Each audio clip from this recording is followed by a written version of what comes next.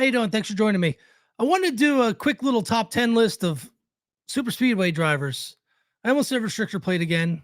That's going to be never ending. So, super speedway drivers, I did a poll earlier in the week of guys I really like and guys I think that are going to be there at the end.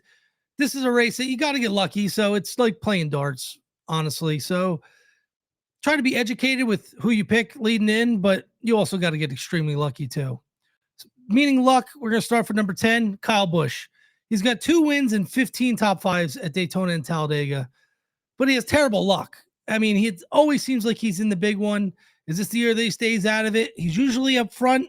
He's very competitive there, but he just can't close out these races, and that's why he's number 10.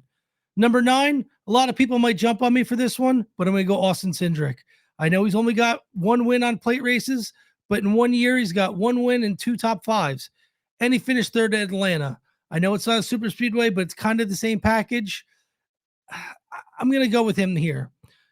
Ever since he won the 2021 Xfinity race at Daytona, he really figured something out, and I think he's going to grow from there. And I think he could be the next dominant super speedway driver. 8, I'm going to go Michael McDowell. He's a Daytona 500 winner, so I'm going to throw him in there just for that. And he's got 4 top fives at super speedways. So he's always a threat. He's always a really good pusher. He's always running around the top 5 or 10. The question is, can he stay at the big one and win another Daytona 500? I'm not going to rule him out. Bubba Wallace at number 7. He's been really good on restrictor plate races. And if you want to say he's not, you're fooling yourself. He won at Talladega last year. He's got 5 top fives in a short amount of time. He's been racing there. They always offload quick. They got good cars. So he could go from 7th to 5th after the Daytona 500 if he wins it. Can he win it? Absolutely. He's extremely, extremely fast in the draft. He's hit on something, and I expect him to finish it up. Number 6, Ryan Blaney. He's got 3 wins and 8 top fives at super speedways. Almost said plate races again. Can't ignore it. He's a great pusher. He's there every race, and he's up front at almost every plate race. But he's another one that gets caught up in the big one. This could be his year. A lot of people are leaning towards Ryan Blaney this year. I might be, but it's still a crapshoot. He still got to get lucky. Number 5, Kevin Harvick. With 3 wins and 19 top fives, you can't ignore that. Even though it's in 87 starts, he still has been dominant at super speedways, and I expect him to be there. And you know he wants to finish off his career with a Daytona 500 win. Number 4, Chase Elliott. With 2 wins and 7 top fives, he's become a really good plate racer, super speedway racer.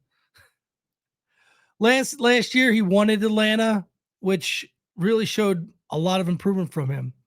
Halfway through last season, Hendrick Motorsports was dominant in time trials for super speedways.